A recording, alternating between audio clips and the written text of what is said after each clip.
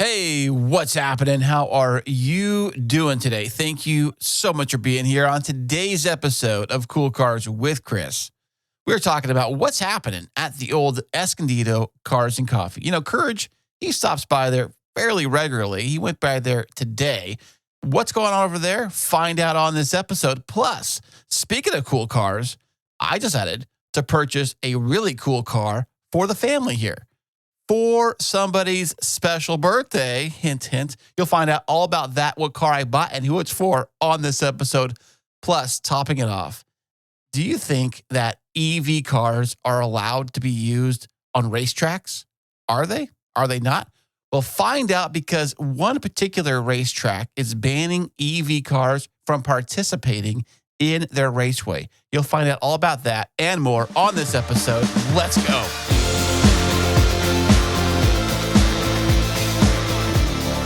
Okay, welcome back. We have the amazing, wonderful Courage himself, the amazing YouTuber, big time in the car space, big time in Southern California, taking his hot rod N-Series car all around town. How you doing today, buddy? I'm doing great, man. As usual, it's great to be able to talk some cars and dive into things. So it's cool good to be here. Cool cars, man. Cool cars it is. Hey, speaking of cool cars, how is your cool car? I was doing good. Went out to Escondido Cars and Coffee this morning, and not much else other than that. But it's been doing solid. Yeah, can't complain. Got an oil change. Did an oil change recently the last few weeks, and so she's dialed as of now at least. That's awesome, man. The Escondido Cars and Coffee. What was the theme today when you went out there? No theme today. They do have some coming up pretty soon. I know they're doing like a JDM theme, a theme coming up as well. But this week was just whatever you bring, whatever you got, bring it out. But they were packed. They had a really good turnout today. Yeah. How many cars do you think actually make it out there that are people that are there showing off their car? Not looky-loos, but people with cars. Yeah, which funny, you don't really get a lot of like looky, like either there's a park nearby that like sometimes people maybe stroll over and kind of see what's going on, but a lot of times it is like people that are there kind of for the cars and coffee that are there. But man, I bet Mike would be mad if I guessed this like way off, but I mean, I would say at least like 100 cars, if not more. Way. Like, 100 cars? Like if you think, because I'm just thinking of like the line as you come in, just like that single row by itself, I would say I feel confident to say that it's about 100 cars on like a regular day. Like their themed events, they can definitely jump up a lot higher than that. So is that like one of the biggest events in San Diego County, you would think? At Cars and Coffee events? No, I did, like they are big and they've grown a lot. It's really been cool to see their growth, but I definitely think that definitely in Southern California, you got OC Cars and Coffee, which, is... That's not in San Diego County, though. That's true, though. Yeah, you did say San Diego County. Recurring San Diego County, I definitely think they're probably a contender of like the largest weekly. They have the biggest Rancho space Santa for it, Fe's, though, too. Yeah, Rancho Santa Fe is pretty big, but because like the town itself is not like that big, you can get like some select really, some cool cars and things like that. But in terms of numbers, there's just maybe not that many cars that even can physically fit in that area. But those would be the two that come to mind. Space-wise, like how big is the area you're working with, kind of thing, and also too at these events, do they give each other space to kind of like have an empty space between each car? That would be the ideal way to set this up. So you have like room to open the doors, kind of have space to sit your chairs up next to the car. So you're not like super sardine next to each other, Yeah, no, I mean, maybe with Rancho Santa Fe because you're just kind of parking in like a town. You get maybe a little bit more leeway, and there's like certain spots that are maybe more prime, like along the main street and things like that. But normally, it's really you are kind of like one car next to the other. If you got lawn chairs and things, people either like sit in the back of their cars or sit up front. Like they'll do that with pretty much all the time. But yeah, for the most part, you're I guess you are sardined a little bit, but you do have some situations where people double park here and there, but kind of the general etiquette is, you slide into your parking spot the way you normally would and come check out some cars. If I was setting it up, I would have it set up to where it was every other space and you can set up your cool chairs or your booth or whatever you have next to your car to give people more space to kind of like, I hate to have like my cool, whatever kind of car it is. and have it like, door to door with another car and like have to squeeze to get out or get in and not ding their car, ding my car. And luckily, like, the park, at least like the lots and things where I'm used to, like they're not like the really like tiny compact spots. So even like in a regular spot, you still kind of have some space to maneuver and get out. Like, me, I'm usually like, I got a kid with me. And so, I'm needing to like have space to get kids out of car seats and different things like that. And I haven't really ran into too much of an issue with that. Up here near me, up here in Temecula, local car scene, they do a Cars and Coffee once every month, but once a year they do this what they call Local Car Fest. And I know we talked about it on one of our other episodes, but like that is more of like a car show where like, they charge an entry fee. Like they usually have a lot of vendors and things that are part of it. But when they do those, they actually do, the general parking for like people that don't pay like the extra for like the pavilion and different things like that. They actually allow them to take up 2 spots and do like the sideways parking throughout. And because they're selling tickets, they know how many people are going to be there, so they can plan on allowing like, X amount of cars there and like to have more space for if you have a booth or something like that. So that's been one of the only few that I've seen. And if you get a smaller one where, there's only maybe say 30, 40 cars, like, sometimes you can get away with that a little bit more. But definitely, yeah, I said if Chris was running Cars and Coffee, I think a lot of people would enjoy having a little bit extra space. Yeah, I think it'd be, I don't know, just give you more room to kind of like make sure that your car isn't just, I don't know. I guess maybe I'm thinking of more of a car show then. Maybe that's what I'm thinking. I'm thinking more like when you go to like the car show and car places like that where they do give you more space between cars. Well, hey, I will say this. The real cool thing is just in this scenario, with normal cars and coffees where you're parked next to other cars just in parking spaces. You get situations where today when I went, there was a Huracan Spider with basically this like Mistachrome paint job that everybody literally the first question they would ask is this a wrap or is this real paint? Like so everybody's it looks like a mirror question. then, right? No, well, it was still glossy. Like it wasn't sort of that like chromish type look.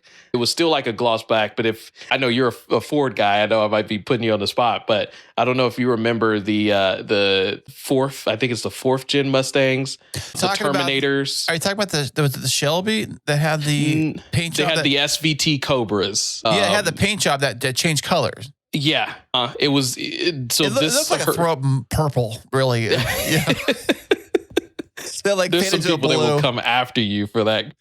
I know. I saw that and I was like, when I first heard about it, I swear, someone told me that. I was at a party, we're drinking, and the guy's telling me about his Mustang coming out with the new Mustang. Here, the new Mustang, it changes colors. Like, get out of here. What do you mean changes colors? No, the paint job actually changes colors when you drive it. I said, get out of here with that. And I saw one and I was like, yeah, I don't know. That's hilarious. I'm telling you, man, there's some people that swear by that Mistachrome. Like, yeah, but it's a cool concept. When I heard the concept, it sounded like amazing. It's like hearing about the iPhone before the iPhone came out, kind of a thing. Like, oh my gosh, it does all this stuff? No way.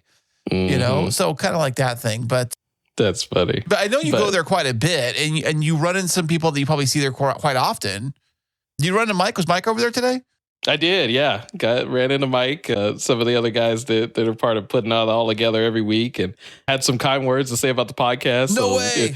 If they happen to be listening, appreciate that. Hope you guys are enjoying it. And so, yeah, no, it was cool to chat with them for a little bit, and a couple other cars that I see around kind of here and there. I was able to see too. So. I don't get out as often. It is a little bit of a trek for me coming out from Temecula. It's probably as far as for you as it is for me, right? Or you're closer? Yeah, we're pretty much. Yeah, it's like pretty much sort of a halfway point between here and like La Mesa area, pretty much. So, what did they say about the show? What's that? What did they say about the show? Oh, they were like, yeah, especially obviously, we talked about them during our, about Cars and Coffee episode, and they were like, oh yeah, Mike was like, yeah, listen to it. And I texted some of the other guys. I was like, hey, did you listen to it? I was like, oh, I'll listen to it later on. And so, they were happy about that. And they overall, they said like it's entertaining. They enjoy, kind of hearing the different perspectives and, definitely hearing about some highlights of things that are going on here locally. Like, we hear about podcasts podcasts and things of different areas and things going on, but to have it, sort of in your backyard talking about things going on, they've enjoyed that too. So that was kind of the gist of it. Oh, right. That's what it's all about. Because I think that, you go to all the local events here in San Diego. I've been to some events here in San Diego, and even like, Southern California with like Los Angeles and Orange County and things like that. Those are accessible to us because we live here in this area. So it makes sense to get other people that are involved in the area. I know people listen everywhere, all around the world and all that stuff too. And they're welcome to come out here too if they want, catch a plane, whatever they want to do. but no, cars are pretty much universal everywhere in the world, I think, and cool cars and cars in general, no matter where you are. And I love cars and I love all kinds of cars. But I think personally for me, I think the kind of cars that I've always loved more are cars that I can access. I'm not going to access Ferrari or Lamborghini, anytime soon or anything like that. But I could probably access maybe a 370Z, 350Z, Mustang, things like that. Yeah. Those are cool. Those are fun. They're fun to drive. And most people could probably get one of those, pick them up on the used market pretty easily. Yeah. And you will see definitely a lot of, I'll say really that like attainable, fun car situation at like, at Escondido Cars and Cars. Even Rancho Santa Fe, like you got a sector of like some insane things, some really, really insane things that show up at places like that. But you do have a mixture of, just a really cool, build of a car that is, attainable. Like, it's cool to just, at the end of the day, like I said, why I feel like I'm just such an advocate for the whole cars and coffee concept is just that, it really is just, whatever somebody is passionate about, and, whether it's modified or a completely stock example of whatever car it is, whatever they're passionate about, they can bring it. They can, they are most likely going to find somebody else that they connect with and that's interested in what they have. And you're going to meet so many different people that you probably wouldn't have met, without being there. So I 100%, like I said, I'm just a big advocate of the concept of cars and coffees. And I love that they're catching so much steam these days. Dude, I need to get a cool car so I can join the club. I need to get something super cool. And so yeah. Yeah. And I know we talked a little bit about this. And for those listening, Mr. Chris here has been test driving some cars. I don't know if you want to elaborate on that a little bit. Oh, yeah. Well, if you might know, way back in the day, before I started the show here, I had a cool car that I sold. I regret selling it, but it was at a different time in my life and I needed to sell it. I had the Nissan 370Z. That thing was sweet. Let me tell you, man. It has upgrades to it, upgrade the exhaust. It sounded amazing. I love that thing. Had wheels, rims. It had, I don't know if it was lowered or not, but it was pretty tight. The wheels were pretty tucked under the wheel well, so it was pretty low. I could not get the thing oil changed at some places because they wouldn't even change it because how low it was. Did you have, because it had aftermarket wheels, right? Yeah. They weren't the same size though, because I think it comes with, they were 19s, and if you look at the car, it comes from Nissan with 19s. It comes with 19s, yeah. Yeah, but they were a different kind of wheel. But they were aftermarket, like they were on the car when you bought it. Yeah. You didn't. Yeah. Okay, got you. Yeah, but I did have to get new tires. Those tires are pretty shredded. So I had to buy new tires for the car and all that stuff. And I remember that I had to go through a lot of issues with the car before I sold it. I had to buy new brakes, all new Brembos and rotors, and I had to get a new clutch, and that was not cheap, but a bunch of money dumping in the car towards the end. And I'm like, you know what? I spent all this money in this car and I love the car, but maybe at this time in my life, I should probably sell the car off to somebody who really, really appreciates it, who really wants to have it. I love the car too, but I thought in that moment in my life, it'd be better if I just sold it. And then perhaps maybe sometime later, I'll pick another car up like that, or something like that later down the road. Maybe even the new Z or something. That's what I was kind of thinking when I sold the car. Well, I'll be back. I'm not leaving forever. I'll be back, And so this weekend, I was just browsing on my phone on Auto Trader, and I'm looking at 350Zs, and I'm looking around, and I found a dealership that's got one, and not that far from here. Well, so I go over to the dealership. I head over there. And I say, hey, because I had one white Z I was looking at in the lot. I look at the white 350. I look at it. I'm like, this one's an automatic. The one you had on your site was a stick shift. Where's that one at? Mm-hmm. And so the guy comes out of the office, and I'm talking to the guy. Where's the stick shift version on the white one you had? Oh, let me tell you what happened this morning. Oh, what happened? So his kid comes by. He wants to test drive it. He wants to drive it. He wants to offer money for the car and test drive the car. But I said, well, can he drive a stick shift? No, not really. so I'm like, and you let him drive the thing? Yeah, that's my second question. You let him drive anyway? So we said he was with him and he was driving. I said, well, how was he driving? Oh, very bad. Grinding, couldn't figure out what a clutch pedal was. I don't know what he was doing. He was grinding, getting all kinds of problems. And eventually the car just died. The clutch went out and they had to push it to a gas station, not that far from they're right next to the dealership. And so they pushed it to the gas station. So we can walk over there and check out the car. So I walked over there to check the car out. It was at the gas station, pushed into a spot or whatever. And so I'm checking the car out. I can see the pedal is at the bottom of the floor, and you can pull it back up with your foot and push it down. It didn't feel loose, like it snapped anything. It just felt like I don't know, but it was going down and pulling back up. It was a 2008 with the HR engine. And so in the stick shift, and it looked like it might have some modifications. Couldn't tell what they had. Like he painted the engine block like red or something on the front of it, which is kind of weird. I thought they had some work done to it. But did it look decent? Because like literally when you said that, I like pictured what I would think it looked like. But was it decently painted red, or was it a little like he use a paintbrush and spatter everywhere? Yeah. Use a Sharpie. I'm curious. No, I mean it did, but it even was a little glossy too on the front. But I'm like, that's kind of weird. It's kind of where the chain would go. It covered like with a chain cover on the very front of the engine.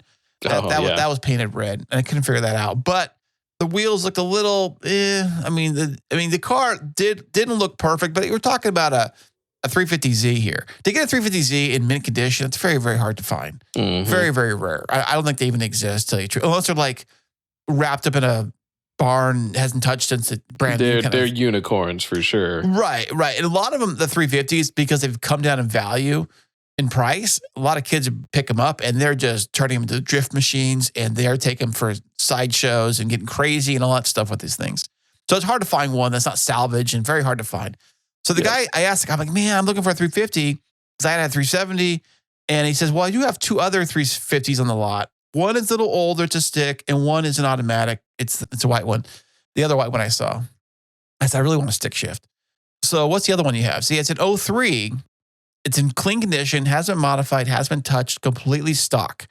A 2003, completely stock. I mean, it's got a few cosmetic things here and there on the interior, some wear and things like that, but that's kind of to be expected of a car that old. And so I was like, man, can I drive it? He's like, yeah, you want to take it for a ride? Go ahead. Here, take it for a spin. Here's the keys.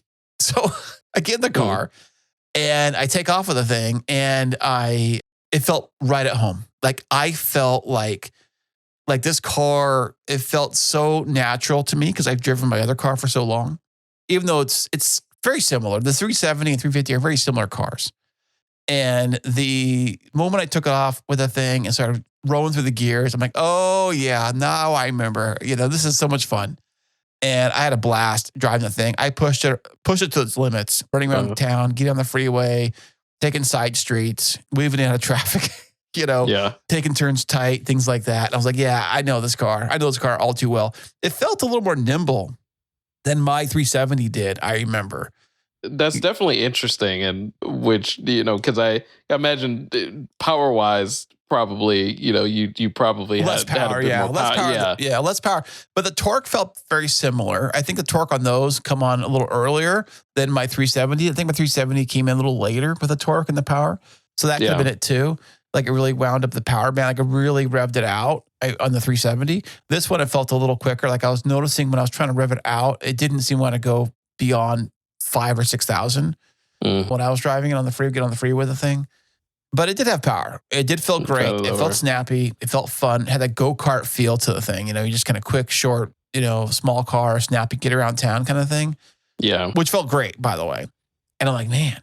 So while I'm there, my other son's with me, and we're looking at, well, while we're here, if you have any other cars, maybe we can potentially get him, And so we're looking for him because his birthday, as you record this, is tomorrow. He turns 16 years old tomorrow.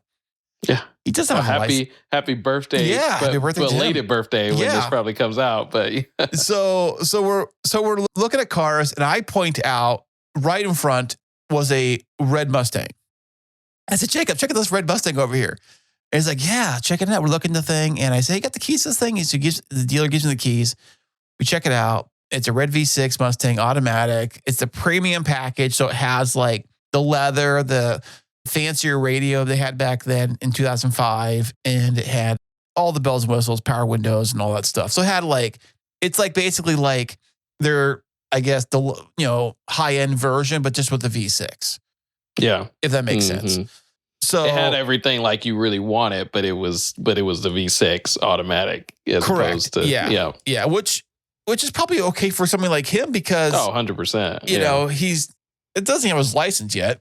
And so and he's younger and stuff too. So he's got some extra motivation now to get so that done. So now his mom and I try to make a surprise later that night to go over there and work the deal and pay for the car and take it home. And so we did that last night, and we came back to their house or where he was staying at. And he comes out. I don't know why he was outside. He comes outside. He sees me rolling up in the Mustang, and I say, "Hey, you forgot something at the dealership."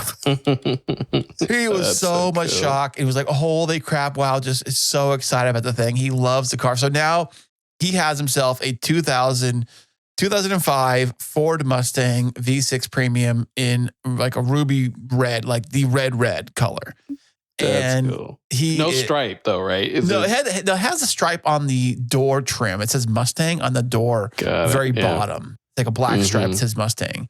That's from the factory. It's nothing aftermarket on there at all. The car looks it's all stock. It's all stock. One original owner in San Diego. It wasn't from like Michigan or a flood state like Alabama or Mississippi. Yeah. It was all here in Southern California the entire time. One owner. And so check the Carfax. It all looked great. No accidents. Maintenance was taken care of. Everything looks great. So we pulled the trigger on it and took it home and gave it to him for his birthday. And now he's super excited. He started looking at aftermarket parts already for the thing. He's already ready to start buying. It's good when he gets his license. I'd be surprised. I'm going to see him over at one of the Cars and Coffee. I would love to take him to his first Cars and Coffee I'm sure he would love to do that. Even if he doesn't have his license yet, I can see us just going over there together. Yeah. And parking the car over there at a Cars and Coffee and like showing it off. He wants to get an air intake for the car. And I was telling him today that it has to be carb legal here in California. It needs to be a carb legal, 50 state carb legal intake if you're going to do that, if you're going to pass smog. Yeah. And he was kind of confused what that meant because he was showing me ones. Said, no, it's not carb legal. The only ones that carb legal is this one here. This one, try that way if you really want that and stuff. And he's going to want to like start modifying with the intake. I don't know about a tune or like that, if he's going to get that kind of crazy, but it's really exciting to see him excited. So tonight, just for fun, because he has his license yet. So he wants to sit in the car and just like rev the engine. Just sit there, put it in park and just rev it out. Like hear the engine kind of go up and down, like rev it, just to have that experience of just revving the engine and parked, Yeah. It doesn't have an exhaust, but you can still hear it. It does make a little crackle when it gets up there, and it does a little crackle to it. But yeah, he's super excited. I'm happy for him. He's happy because that's the car I wanted, and he has it now, and it's great. It's fantastic. That's cool, man. So, question for you, for him was he very much into cars like when growing up, or like as of now, like is he into them, or is it? When he was younger, I remember when I mean younger, I probably like maybe 5 years old or so, he would see Mustangs like that and point them out on TV or on the road. Yeah. Like, Mustang, and he'd point them out and stuff. I remember on TV, we see a Mustang like that. Oh, Mustang, And so he was well aware into cars and loved Mustangs back then. I love Mustang, but he loved Mustangs back then too.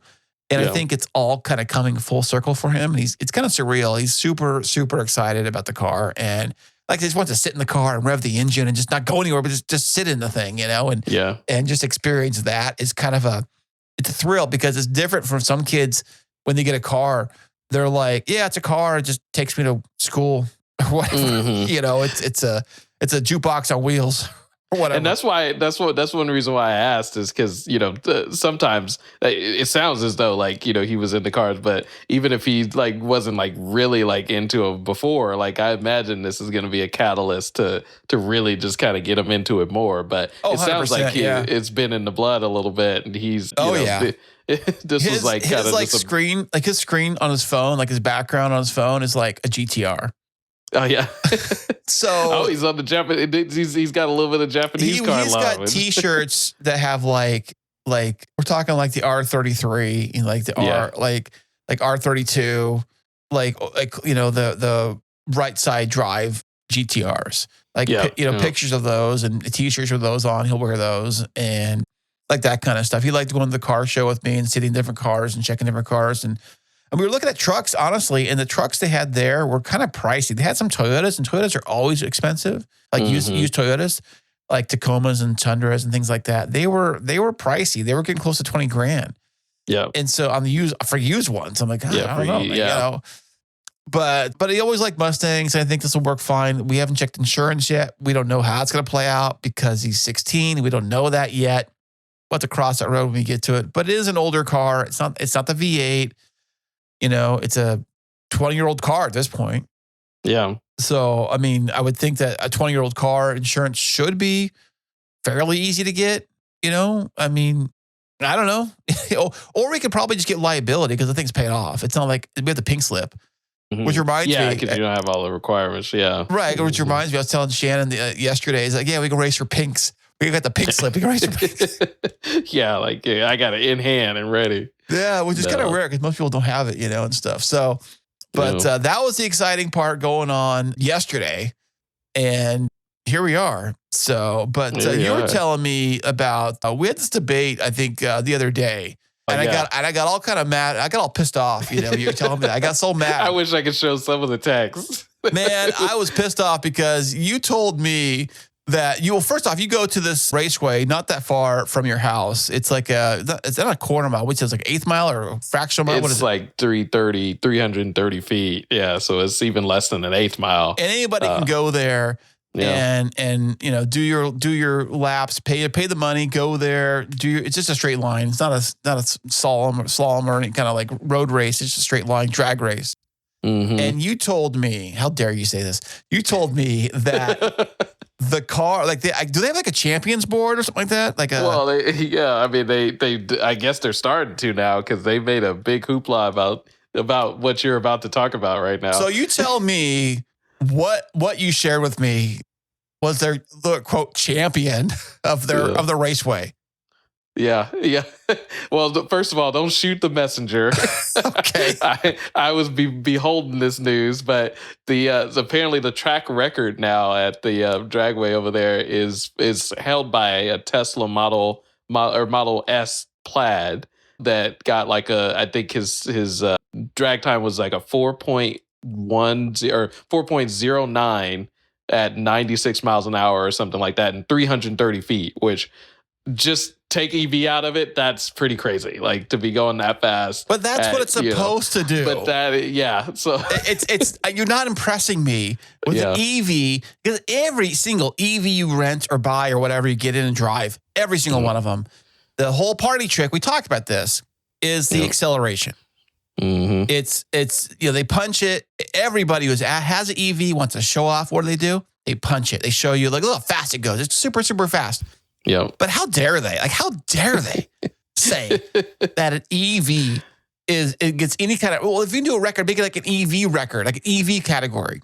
Mm-hmm. Don't say it's like the best of everybody. It beat everybody. I mean, that would be like me slam dunking on little kids at the elementary school. And I would get a trophy for that. I forgot the other thing that you, I got to look at my text to see like the other comparison you gave to that, where I think it was something sort of like that, but it was like, like if I'm an adult showing up to like a kid's softball game or whatever and just killing all the kids in the game, like, do I deserve a trophy for that? Like, right. Exactly.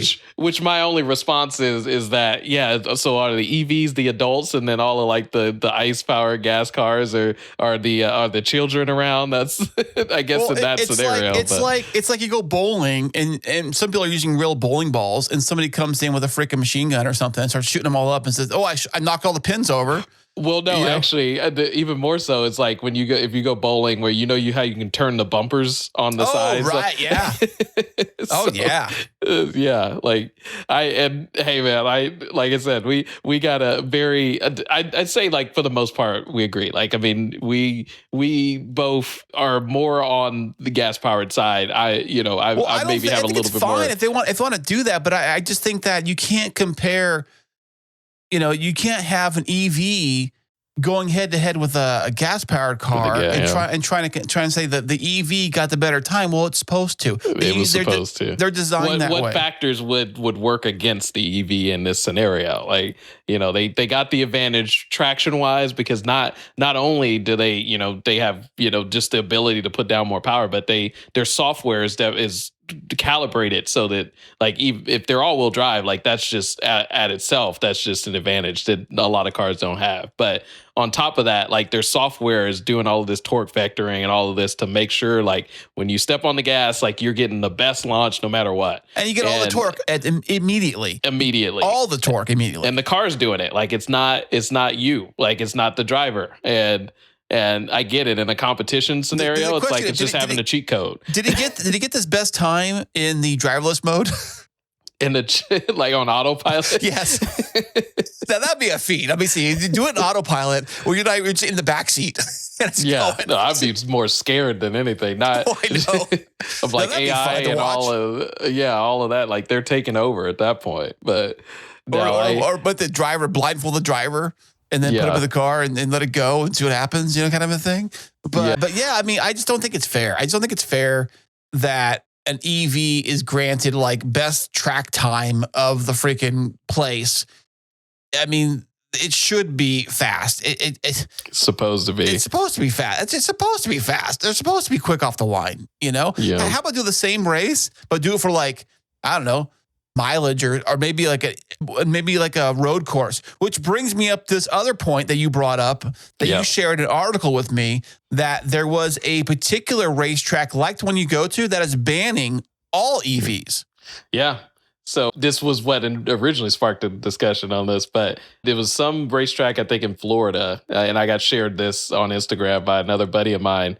And basically, they've been evaluating EVs and having them on drag strips, and they've decided that they aren't going to allow them for the biggest reason being that the lithium-ion batteries, if you get in an accident or any sort of puncture of a battery or any fire situation, the track's not equipped to put out that fire properly. They would have to have special fire suppressants. There's situations where like with lithium ion batteries, if they go into what's called thermal runaway, like you basically just have to let the fire burn until it's done. And you're just basically containing the fire. So because of like their insurances and their ability to be able to take care of a situation, they've said that they can't allow them anymore because of that.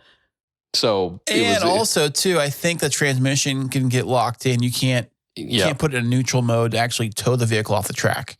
So that was another thing is like, when it's some scenarios where it's shut off and disconnection from the battery means it has it's not able to like, say go into neutral the way you would put a regular car into neutral. And so, you're either like forklifting the thing onto something to get it out of the way. And it's, it's a precaution that it does make sense. Like some people are going to look at it as like a little bit of discrimination against the EVs and different things like that. But it really is truly a safety concern that when I was reading through that, and as somebody who works in an industry around batteries and things like that, especially lithium ion, like it really is a valid situation of why I feel like they had to make that decision. So, okay, if one catches fire, like you work in the industry, how do you put the fire out? Like what do you need? Is it very expensive stuff? I don't know.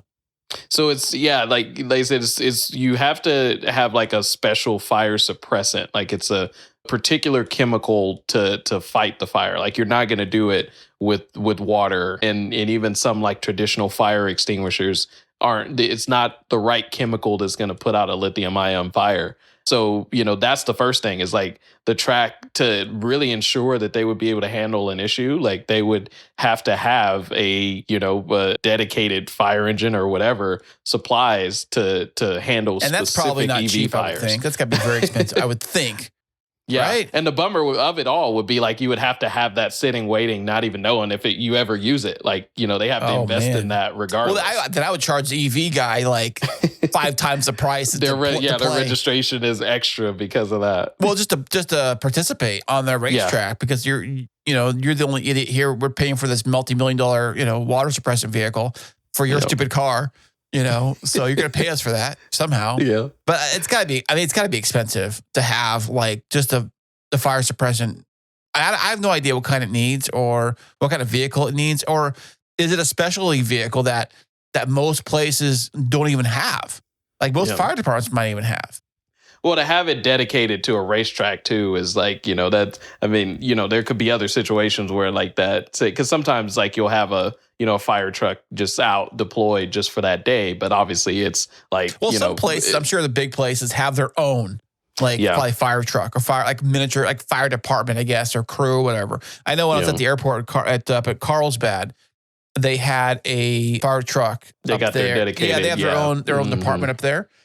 Yeah. And so they had that. We're talking like racetracks though, where like, the biggest reason why a lot of the racetracks and things are closing down, especially here in California, is because of budget. Like they're, the price, they're not getting maybe as much of attendance, and it's just costly to maintain and everything. I wonder why that is. Only here in California though, you said that? No, I don't think it's particularly just in California, although if you look at percentages, I don't have any valid like statistics on this, but we've lost a lot of pretty big racetracks and drag strips over the last, handful of years. Did they lose the one up in California, the NASCAR track? They still do that? I don't know. That's the only big one I can think of. It's up. Is it Ontario or is it somewhere up there, up north? I remember. Well, because they still have Fontana. Maybe that's what I'm thinking of. Maybe it's Fontana. Is it Fontana? I think Fontana's still there. Mm-hmm. Okay. Well, I don't know. I know Vegas. We have Chuck Walla that's like out. Walla, huh? Yeah, out going towards like Arizona down like the not the 8, but one of those freeways. So we got a couple of them, but drag strips were hit kind of heavy. We really like to find a quarter-mile drag strip is pretty hard out here in California now.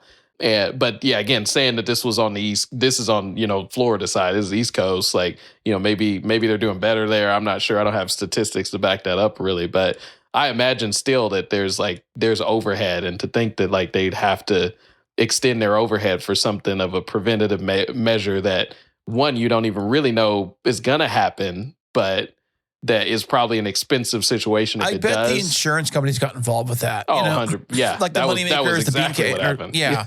Because it's the liability of it all. They're looking at it like, well, how do we prevent one of these things? What happens? First, I ask the question, like, what happens when these things crash? And I'm like, I don't know.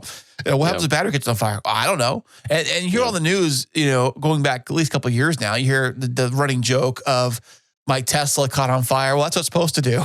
Kind of a thing, That was so that's the thing, if these EVs are always catching on fire, why would we have one at a racetrack which didn't catch on fire, potentially hurt other drivers, and then this chemical starts burning, and who knows, we can't control it or we can't do anything with it. And then imagine a fire happening at your racetrack with these stupid EVs, and then you got to clear the crowds. You get shut down for who knows how long. Now you're losing money, obviously, because you can't have anybody there to participate or anybody to watch the thing. Yeah. So now the whole event's done, and right, I'd say same situation. And I by the way, this is like just unrelated to this, but every podcast, everything I feel like has to have two sides of a situation. And of course, man. I'm happy that we have this. I respect that we have this kind of dichotomy a little bit with it. But I think, even in a situation, if there was an accident, like with the regular car, and say it was like a really bad one, yeah. Like, you're probably still like, you're having to probably postpone the rest of the event. And, you might still have a fire situation you can still run into those with that, but it is definitely a different situation with something that is, somewhat out of your control, how the whole event plays out. We know how to deal with like a traditional car fire and different things like that. These electric cars have, different, one of the biggest things too is that they have battery cutoffs to, basically ensure that the batteries aren't getting any more power after an accident. But because like there's not necessarily like a standard that all of these manufacturers have to follow in terms of like, shut off procedures and things like that. You could get in a situation where the team responding to the issue doesn't know how to deal with like the shut off procedure for that particular car. And so that's dangerous as well, because, you're putting them at risk, needing to, move things around and try to move the car out of the way and different things like that, not fully knowing if the car is actually, not live, doesn't have live power getting to it. And gosh, that could be a sparky situation. Yeah, 100%. That's one thing about electricity is that's something I don't want to mess with. Like I've heard too many horror stories and I have bad luck and I don't know what I'm doing. So I would be fried for day one. I would, what's this wire do? I'm done. Totally. Like and EV stuff. And I mean, but the biggest question I have is that, is there actual like legitimate EV only races? And if there are, where are they? Yeah, and I know we were talking about this a little bit, and I threw out there like professional ones, like Formula E, like there's that. So there are ones that actually do that. Yeah, and like they're all electric, full electric. Yeah, full electric. But they're not like your Tesla you bought from the dealership. They're like designed for racing. No, yeah, and that's where when we were talking about, I was like, okay, yeah, you got a valid point that like for anything that's like say an amateur, or just folks bringing their own cars and things. Like, there's nothing that's like, kind of a common event where it's like solely just EVs in a racing league that I know about. Well, the only thing I can think of top of my head right now is K1 Speed. I was literally, right after I said that, I was thinking that. Yeah, because those are all electric cars and they charge the battery, but they do have full control in the booth or on the guys that work there. They got full control because we get a red flag or a yellow flag, whatever flag they're able to slow it down and stop. Yeah, they stop the cars. They shut them off with a button or slow them down with a button. They can detune them with a button. So they're all controlled. So they're not like free range. But if you're like on a racetrack and your team has your electric car, you are not letting the control guy at the booth shut your car off. I can tell you that much. You have full control over that. So that's a different story. But also on those cars, I bet they're probably built and designed with all the safety measures in place. Like the battery gets for that particular purpose of racing. Correct. Yeah. So like perhaps maybe the battery gets disconnected, like you said, maybe shuts the power off, maybe a lock goes in some kind of like free roll or something like that, where they can tow the car. Maybe the battery, maybe it's got like a switch that like, kills something, or I don't know. Honestly, I don't know. I don't design these cars or work on these cars. So I'm sure there's ways to make track ready and track, I guess, safe. Safe-ish. But there's probably a standard, because this is like a EV racing, application, even if it is just a go-kart. Like this was designed and built to be an EV racing cart, and therefore, standards around safety, I would imagine, are pretty evident, say versus again bringing a car that wasn't intended to necessarily be on a racetrack.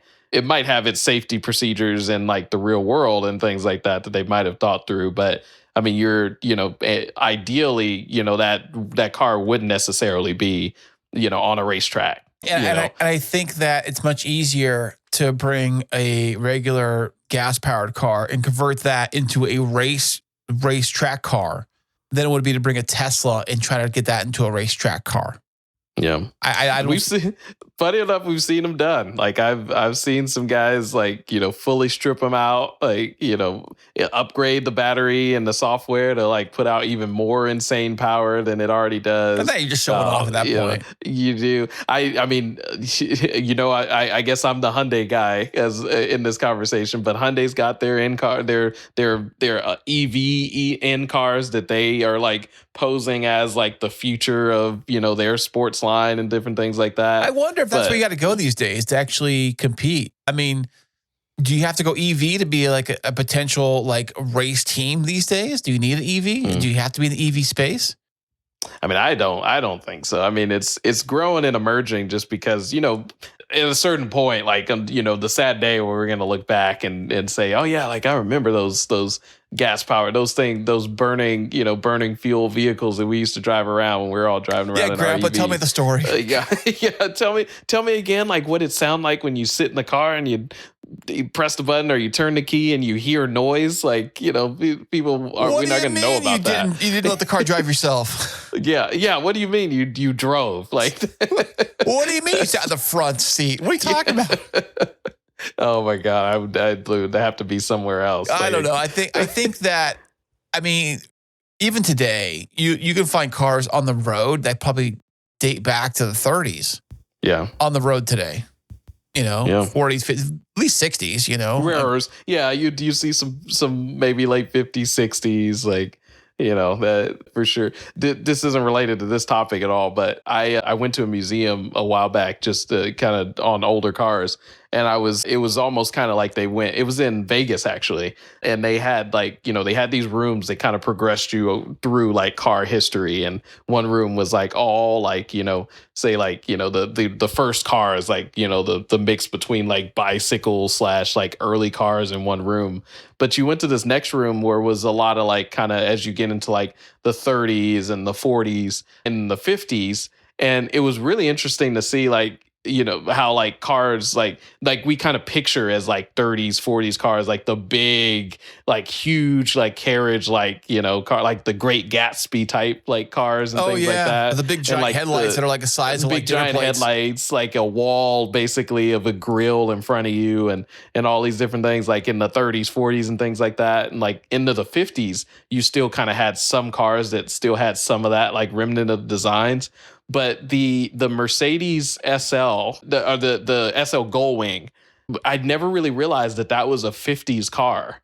And compared to like when you see like those cars that were like less than a decade apart of those big grandiose Gatsby style cars to like, a SL Gullwing, it was like that literally that jump from car design was probably like seeing like a out of this world spaceship on the road. And it was really like eye-opening to me to realize that like there was such a big jump in car design around that time frame. But like I said, unrelated, but it's just interesting to just kind of see like, just the progression in such a short amount of time of like what was normal and then what was like out of this world, insane back then. Well, if you look at all the decades, like even from, 60s, 70s, 80s, 90s, even to early 2000s, you can still see big changes in car brands and car styles. Like I remember like the 80s was like everything was like a box. Like everything was like literally a box design. Like it was like a 4-year-old, draw me a car. And it's like a total box square design, right? Yeah. And then they kind of like 90s, they kind of smooth things out a little more refined, a little more. You got a lot of that aerodynamics. Yeah, aerodynamics was big. And then I think 2000s came in, and it was like we're gonna take some of the aerodynamic and chisel it out with straight lines and sharper edges and things like that. A lot of those kind of designs. Like the big example I can think of is that Cadillac. Cadillac that came out, and I think they still use that similar design today.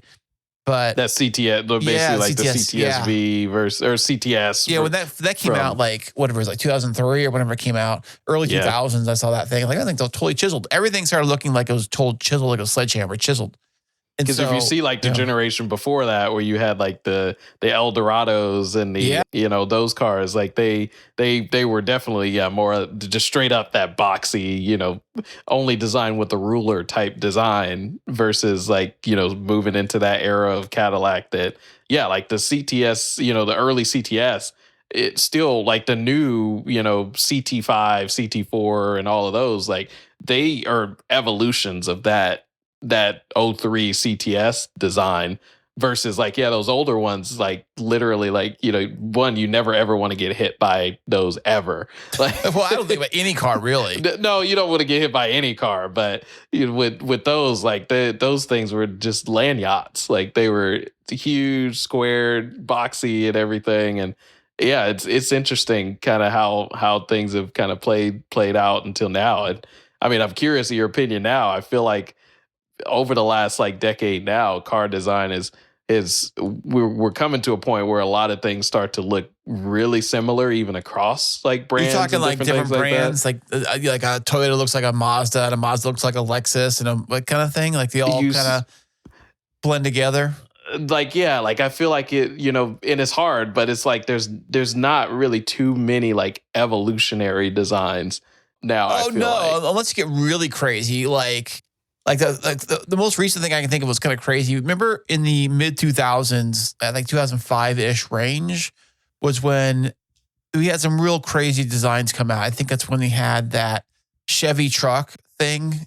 What was it, the like? SSR. They had a couple of those at Cars and Coffee this morning. That's where you see them at now these days. You don't see anywhere else. That is true. It's a Cars and Coffee only vehicle. I should say on the plate, Cars and Coffee only. Dude, you don't find me anywhere else. Show and display, like, because that's just what we do with it. I mean, I think those are insanely cool. Like, I mean, I thought they were too, but I heard they weren't very fast. I heard they were kind of sluggish, and even with a V8, I heard they were so impractical. They're like a joke. That it's the weird mix of like it was sort of like a truck, but not really. You wouldn't hold back groceries back there. You can't hold much. But I'm saying like that car, and remember they brought the Thunderbird back with the Ford. The Ford Thunderbird brought that back, and it had this retro, weird, funky design, very similar to the Chevy thing. Yep. And that was kind of the whole. Now those are designs that were like, whoa, that's the different. PT Cruiser, even if you remember PT Cruiser and the Chevy HHR, I think it was called. Yeah. Very similar, like throwback designs. Although the PT Cruiser should have had like a bigger engine and been more like an actual hot rod, but whatever. It was just a minivan thing or whatever it was. I don't even, was it? I guess it was a hatchback, I guess. No, it was, I guess. It was like a 4-door, front-wheel drive, 4-cylinder kind of thing.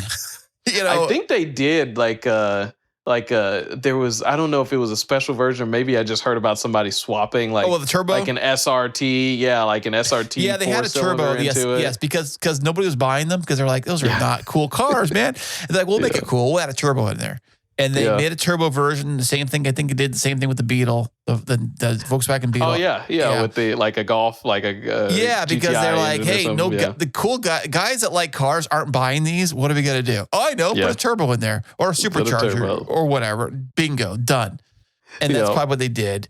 But that's a time when cars design started going this radical like retro direction, like the Mustang my son has now. It's a 2005, which was the year they went full retro on the Mustang.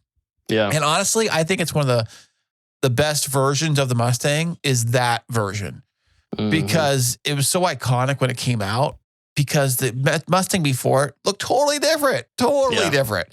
And to go in this completely different design for the Mustang, make it look like a classic design from the 60s, like the original throwback design. I thought that was a really cool look. And of course, the Challenger came out, did the same thing.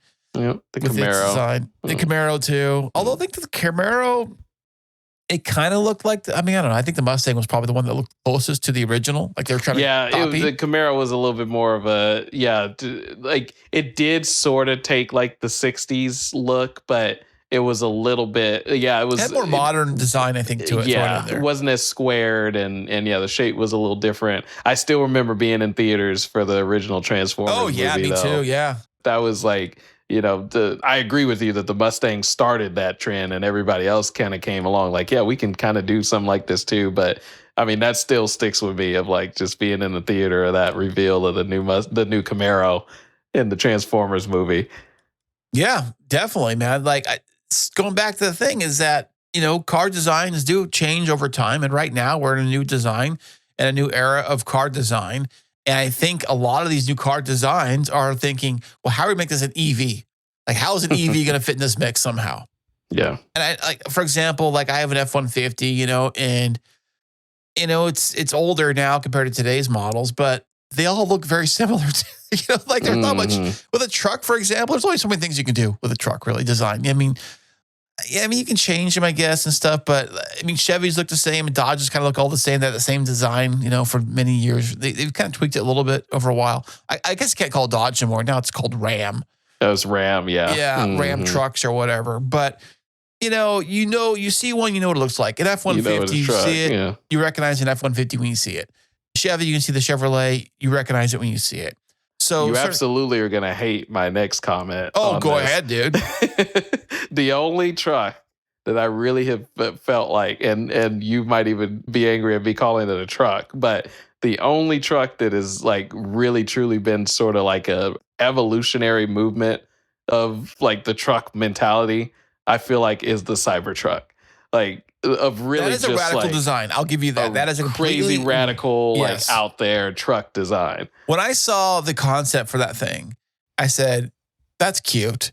What spaceship is this going on? You know, is this going on a SpaceX? What are you flying this to the moon? What are you doing?"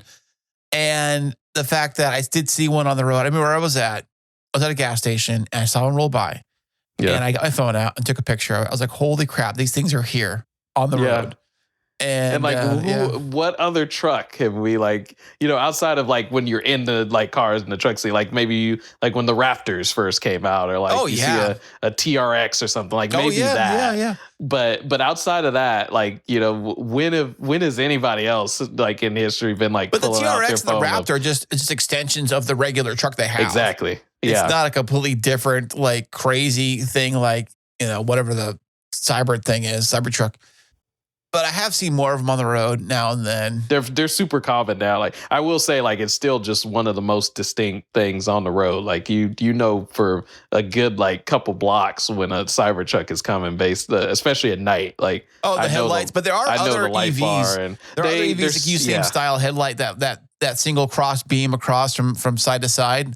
Yep. I've seen some other cars use a similar design to that. So they're not the only ones that do that, but theirs are pretty unique. And I wonder if you drive a Cybertruck, do you get a lot of hate or a lot of love? I kind of wonder if it's 50-50. That'd be a good question to get some thoughts on for sure. Like of like people's actual experience of like owning a Cybertruck. Right. If you drive it around, you pull into your local grocery store and you park the thing and you get out and someone's standing next to you looking at you. Do they give you hate or do they give you love? Did they give you like what the hell is that? You know, or did they give you super cool truck, dude? You know, does it fly to the moon too? Or what else does it do? You know, another one too is like I wonder how like people's reaction. And I've heard that maybe it's like, you know, it's not always negative, but sometimes negative is the Model X with its like gull wing doors. Is like how people react to those when they're in like parking lots and different things like that. Yeah. I just wish it had like that Star Trek door opening, like swoosh sound when it opens up. I bet you any money somebody's like programmed that or figured out some way to do that. But you know the sound I'm talking about though. They can Star Trek shows. It's like the airlock. Kind of sound or whatever kind of deal. And as soon as you like get out of the thing, it'll like have a spacesuit on or something. You come out, you throw the people off or whatever. I don't know. I mean, like those are fun. Best Halloween vehicle. Oh yeah, definitely. Well, actually, I think like a Viper with maybe like Batman, black Viper with like a Batman driving it in a bat suit or something. I've seen that run around town. That's true. Yeah, Halloween things like that. So, but Courage, this has been so much fun, man. Having you on the show today, man. I appreciate you stopping by and spending time with me on Cool Cars with Chris, man. No, always a pleasure. I'm glad we were able to touch on some cool topics as usual, and just looking forward to the next one. All right. And you listening at home, you want to follow along, you can check this out at coolcarswithchris.com. You got to head on over there. You get all the episodes are right there. You can hit that follow, subscribe button, whatever you want to call it. You can follow along right there at coolcarswithchris.com, and we will see you on the very next episode.